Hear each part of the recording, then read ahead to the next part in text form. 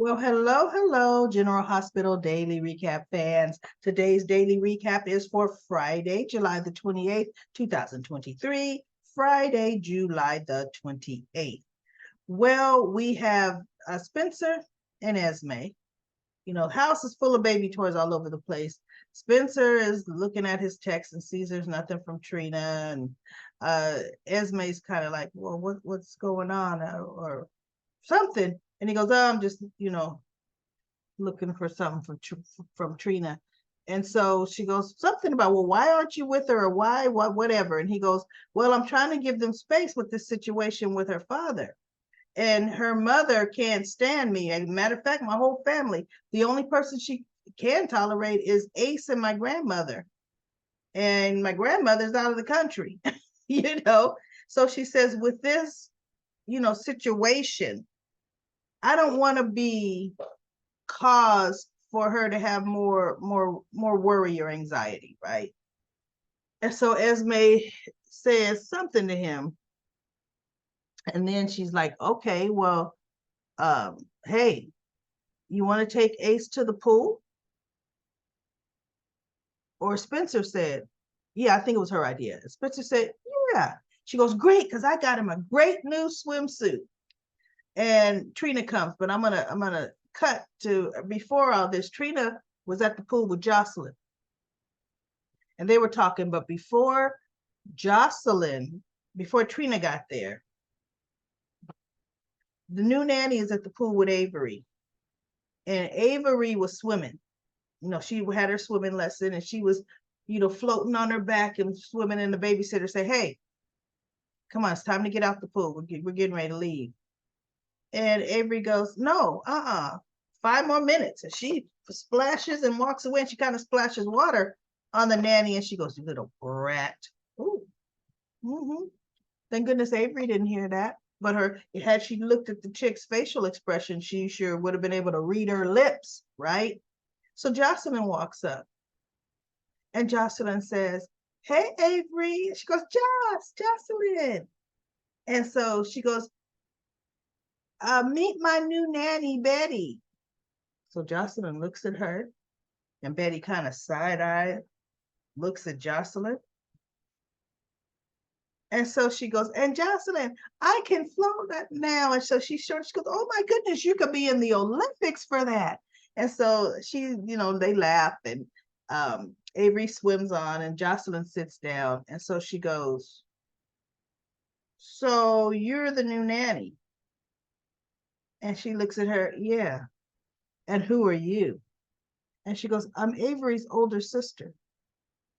So she goes, "Miss Jerome told me Avery has a younger sister.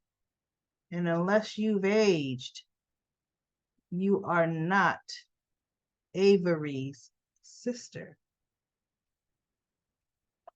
And we know Jocelyn, right? Jocelyn looked at her like, "Oh, really?" And she looking at Jocelyn, and I thought, be careful, Jocelyn. This one had the nerve to slap Ava across her face. If Jocelyn goes scrapping with this one, I don't know if Jocelyn's gonna win. I don't know.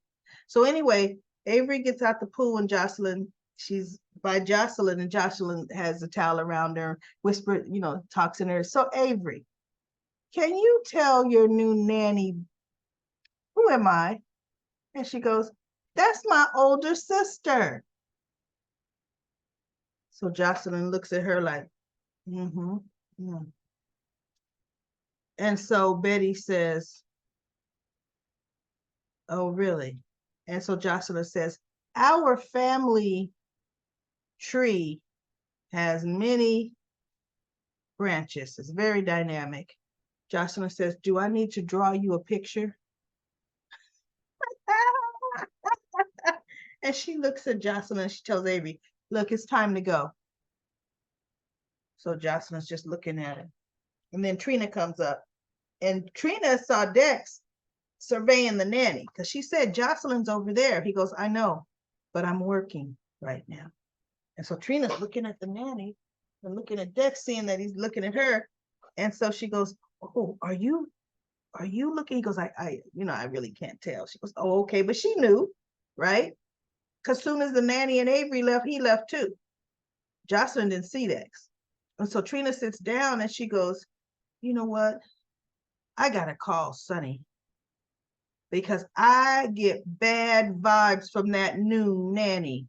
See, even Jocelyn right off the gate got bad vibes from her. How did Ava think Sonny was going to fall for her? And don't let Carly interact with her. Carly be like, oh, heck no, right? So anyway, Trina says, no, I don't think you have to, Joss. And she goes, why? She goes, because your boyfriend was over there in the corner surveying her. So he's watching her. He's tailing her, obviously for, Mr. Corinthos. So Josh goes, I wonder what's that about. She goes, I don't know. So anyway, they talk and so Trina's saying that she was looking at her text and she says she was hoping there was something from Spencer. And so Jocelyn's like, you do know you could text him, right? And she goes, no, it's difficult or it's complicated because I think it's unfair.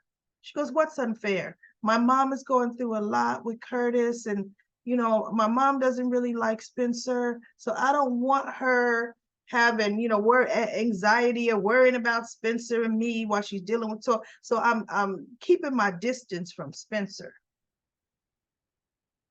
See, I'm glad you said that out loud, Trina. You're the one putting the distance. You know your mother doesn't like him. What does that have to do with the price of apples? Bottom line, just like you at the pool with Jocelyn, your mama's not at no pool, right? You and Spencer could be at the pool chilling, like you're chilling with Jocelyn. You and Spencer could be out to lunch on a date, dating it up. Your mother's not going to be there. What you would do is just make sure you separate Spencer from your mother and still continue to have your relationship. So Jocelyn said, Trina, there's nothing wrong with Spencer being there for you. But talk to him. Tell him what's going on. And I'm thinking, well, that was good advice, Jocelyn, because see, that's how Esme is. Oh, let's take Ace to the pool. I got a new swimsuit. Well, Mama, Esme, you could take your own baby to the pool. You don't need his brother tagging along. So mommy me time, right? So anyway, Trina ends up showing up at the house, right? And Spencer was so happy to see her and, yada, yada, yada. But you know what, everybody? They hugged, but they don't kiss anymore. I am noticing that. They don't kiss anymore.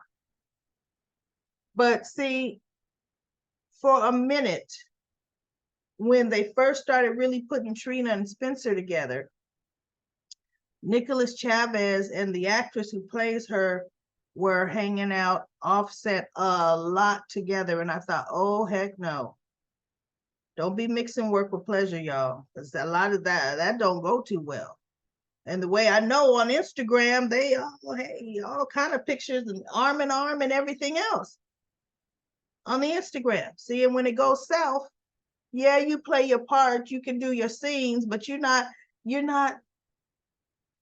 that spark. Trina had this spark in her eyes whenever she looked up at him. I don't see that at all. And it don't have nothing to do with how her mother feels about Curtis. Get out of here with that. So anyway, Trina decides she's going to go see Spencer. And this is when Esme says, okay, I'll get him. I'll go get his outfit out because Ace was still asleep. Spencer answers the door. He's glad it's Trina. Esme's still in the front room. So, of course, Esme has to come around. Oh, once again, I'm so sorry to hear about, your father. And Trina's just like, thank you. And Spencer is kind of standing in front of Trina, looking at Esme, like, can you get lost? He's just looking at it. So she's like, oh, I'll just go check on Ace. Yeah. Right? It's not no threesome, girl. So anyway, he said that he was out of respect because, he told her, your mother does not like me, nor does she want me with you. And I know this is a trying time. I'm trying to keep my distance to make sure there's less stress in the situation. And so Trina says, I need you, Spencer. I do. But I don't disagree with what you're saying. I do agree with what you're saying, right? And I thought, okay, those two are through. We went through that whole thing last year, and they're not going to be a couple for a good long. They really aren't, right? And so Esme, before she walked out the room, she turned and she just looked at the two. And I said, see, yep. Mm-hmm. So then it shows her with Lace. He's up, cutie pie.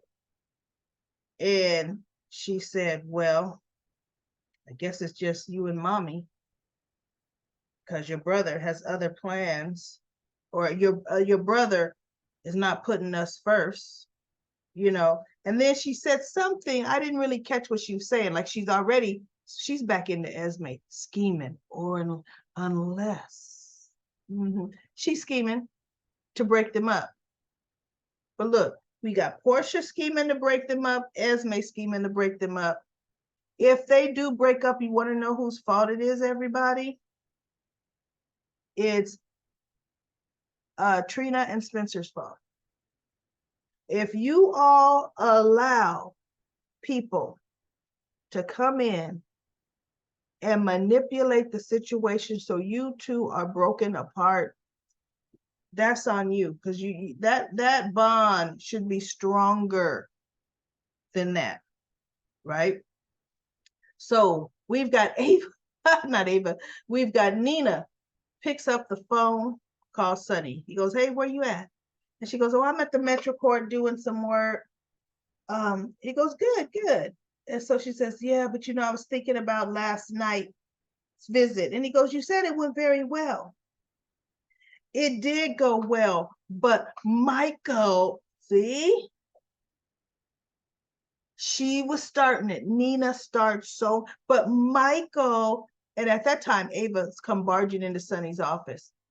And Sunny tells Nina, look, I gotta go. I got something I gotta take care of. He hangs up on her. And she looks like, wait, huh? He's not gonna hear me whine and try to poison him and lie to him about Michael because of my animosity against Michael. So she was like, well, what universe are we living in? Ava was livid because the nanny sent her a picture of her and Avery. And Ava said, how could you allow my daughter to be alone with her? And I was going to say, Ava, shut the heck up. Because if Sunny would not have figured it out, you were trying to have him agree to hire this chick. You would have personally put your child in harm's way because you knew she was not any nanny. So don't you come in there questioning Sunny. And Sunny said, look, I got everything under control, Ava. Everything under control. I'm going to find out who she's working for. She goes, I told you who she's working for. Mason. Sunny says, oh no, Mason is hardly the boss. Hardly. They are working for someone, Ava, and I'm going to find out who that person is, right? And so Ava just looks. She goes, she is not alone with our daughter.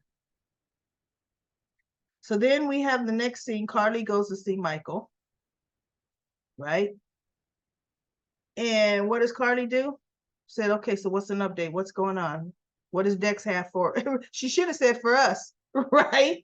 And he goes, no, really not too much anything. Dex found a dead body last night, but He had nothing to do with it. He goes, he called Sonny, and Sonny told him, call the cops right now. And Carly said, wait a minute, what? Sonny said, call the police? Well, that ain't like Sonny. Something's up, Michael. He goes, yeah, I felt the same way, right? I felt the same way. So then Carly proceeds to say, Michael, what's going on? Why did you let Nina into the house last night? You know what she did to our family, right?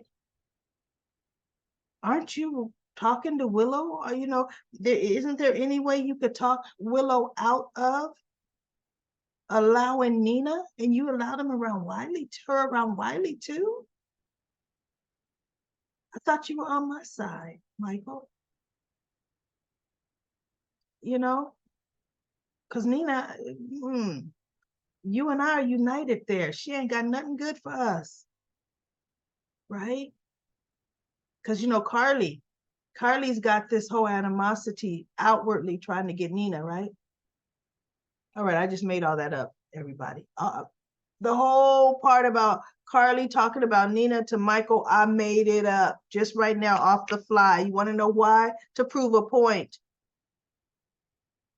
Carly doesn't talk about Nina. Carly came in there trying to make sure Sonny's safe, because you want to know what? I don't care how much she loved Drew. Carly loves Sonny more, right? Nina never came up. Never. There we go. So Carly leaves and Nina comes in to see Michael. And Nina has the nerve to tell Michael about his animosity towards her. See, Nina. And Willow and I had a very good visit when you left the room. Willow can speak freely when you're not around. So I'm saying allow us the opportunity to have a relationship.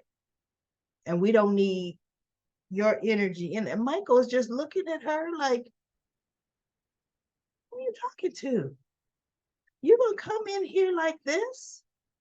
Right? Oh, huh? So Michael says, look, let me tell you something, Nina. Willow makes her own decisions. No, I don't trust you. Well, she goes, yeah, but your whole attitude. He goes, look, I keep no secrets from Willow. But Willow knows it's her decision. And I will support whatever decision she makes. Now, the only thing Michael said, so somebody walked in, because she walked in and said, you have a visitor. And Michael said, oh, send them up because she's leaving. We're through. and in my mind, I think that's when Carly came, right? She goes, oh, send her up. We're done. She's leaving. And Nina just looks at him and takes her purse. See, now she's going to cry some more to Sonny. Michael.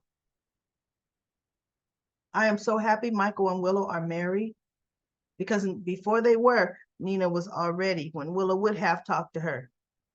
This is Michael and Carly talking. You ain't feeling this way. You don't know your own mind, Willow.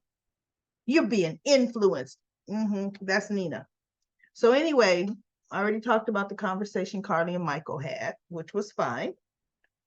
No Nina mentioned. Michael didn't even mention Nina.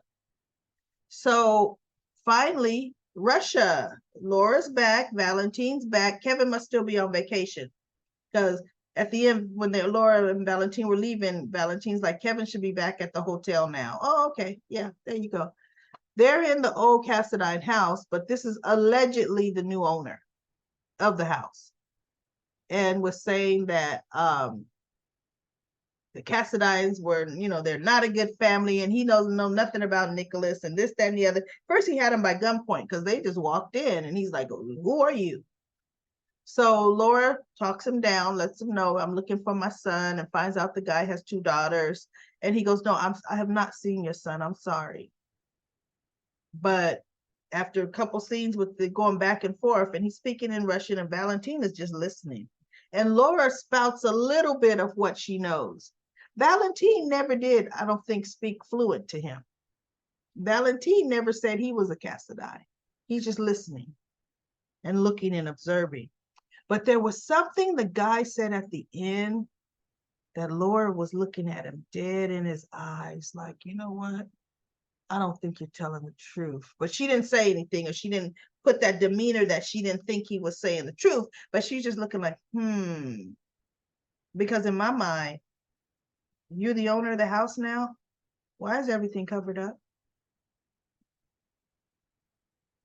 Why are there sheets over all the furniture? You don't own that house. Period. You're a worker. Let's be real. And I do believe that's what Valentine, like when we get to hear from them tomorrow, that's exactly what they're gonna discuss. Like, nah, something's not right with this. Something's not right with this guy, right? So then we have Dante takes Charlotte to visit her mother. She's just Lulu in the bed, and she's talking to her, telling her, some of her awards she's won. And Dante says, and Rocco's doing well. He's getting all A's. I don't know how that's happening, but he's got crushes on the girls in his classroom. He's talking about a new girl every day, a different girl every day. And in my mind, I was thinking, wait a minute, what's wrong with this picture? Lulu had more of an active hand raising Rocco than Charlotte. Why did Dante bring Charlotte and not bring Rocco and Charlotte to visit Lulu? I did not understand that, everybody. That was interesting to me. But by the simple fact that now we're showing a visit, I do believe by the end of summer, whoever they're going to get to play Lulu is going to wake up. It's going to wake up. I believe that. And I believe we're going to have either a recast or the original actress back. Right. But one of the things that Charlotte said is, I forget who she said takes her by the house periodically, and they look in the windows, and she goes, the house needs to be lived in. It's just so dark and quiet. There's no life in the house. And she goes, and I think Mom would want someone to live in that house. And in my mind, I'm like, I know exactly who. Maxie. Call Maxie and let her know. Don't sell Lulu's house to Maxie, but let Maxie live in the house for as long as she wants, or until Lulu comes out of her coma, until you finally find your dream house. Live in this house. Because if it's one thing Lulu would want, is she would want her best friend Maxie to live in the house. And that is the truth. That's a good solution. So I do believe Dante is going to go to Maxie and say, I want you to live in Lulu's house. Right? So we have Molly this time is talking to Christina. And Christina brought her a stuffed animal from her childhood and young adult. I guess even through college, she would study with this animal. And somehow she couldn't misplace it, so she thought. And so she was so happy. And they had a good sister talk, right? Even though I fast forwarded most of it, they had a good sister talk. I could tell by body language. So, so anyway, yeah, who cares about them? We all know Christina's going to end up being that surrogate, and it's going to all go wrong. So now we have the nanny arriving with Avery at Sunny's office, and Ava's there. If you look at Ava's body language, you can tell she don't like this nanny. Now, you're supposed to have convinced him to hire me, but look at the way you stand in the way. Sunny says, come on in my office, because he tells Avery, I want you to talk to, get some kind of little treats with not the new guy, his bodyguard. And then they were playing cards, right?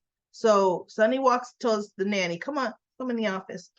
And so Sonny walks in first, and the nanny, Ava's standing in the doorway, and the nanny's walking by Ava. And as she's passing Ava, she's looking at Ava in her eyes like, yeah, chick, yeah, I slapped you. You ain't nothing. And Ava just looks at her, and I thought, oh, see, no, no, you know, So anyway, um, that was funny to me. So she comes in, and Sonny says, she gives her the report about Ava's swim lesson and blah, blah, blah, blah, blah, blah. So he goes, good. My daughter seems to really like you. She's taken to you. He goes, that goes a long way with me. So, this was a test day, and you did well. And so she goes, okay, Mr. Quintos, great. Would you like me to take her back to your place now? And he goes, no, no. I want you to take the rest of the day off because Avery has plans for this evening. She's got a sleepover. Or I think he just said plans. And so she goes, oh, he goes, be back bright and early tomorrow. And she goes, very well, sir. So she leaves, and Ava closes the door. What do you mean plans? Sonny? What do you mean tomorrow? He goes, I got to observe her. I already told you. I have to find out who they work for. I've got everything under control, Ava. And at that time, Carly comes through the door. And she goes, okay. So she goes, Sonny, what's going on? And he goes, no, I just need you to handle it. And she goes, well, yeah, sure. And Ava's like, handle what? And Carly's looking at Ava like, look, you need me to handle something. And Ava's standing right there. That's her kid. And so Sonny said, Ava is going to be at a sleepover with Donna. No, a sleepover at Carly's. And Carly says, yeah, it's going to be Avery, Jocelyn, me, and Donna. So Ava looks at Sonny, and Ava says, wait, when was this arranged? Carly said, Sonny just called me not even 10 minutes ago. Remember, I didn't say this part. Before the nanny brought Avery, Sonny ushered Ava out of his office and shut the door in her face and said, I got to make a phone call. He shut the door in her face. He called Carly, right? Carly runs right over. Now, mind you, she was knee deep in Kelly's, but guess what? Sonny need me, okay, right? So she goes, because come on, Donna. Come on, Avery. You're going to have so much fun. We can't wait for the sleepover. Jocelyn and Donna are so excited. And she goes, yeah, Mama Carly. So she's, happy going out the door. And Ava goes back into Sonny's office because Sonny turns, goes back in his office. Or actually, Sonny never left his office. And Ava's still kind of in the doorway watching Carly talk about, talk to Avery and take her out. So she goes, you brought Carly into this? And so he goes, I know what I'm doing. Because bottom line, if they hired, Ava has a nanny. The nanny stays with them at night, right? Sonny don't want the nanny alone with Avery and Ava. He goes, I already have this plan. But getting Carly involved, you're not going to tell her. He goes, you're not going to tell her, are you? He goes, I'm not going to tell Carly unless I have to tell Carly. And she looked at him. She says, wait, what? You have to tell. Yeah, because see, guess what? Listen, Carly, Ava killed Nicholas and blah. Sonny will tell Carly what the skinny is before he's going to tell Nina. Because see, Carly is that kind of ride or die. That's Carly. That's not Nina. That's Carly. See, He may tell Nina something. She gonna come right up to him and say it, blurt something out right in front of somebody else.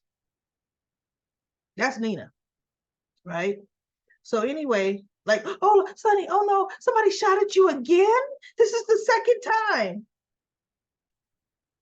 You know, Dante looked like, wait.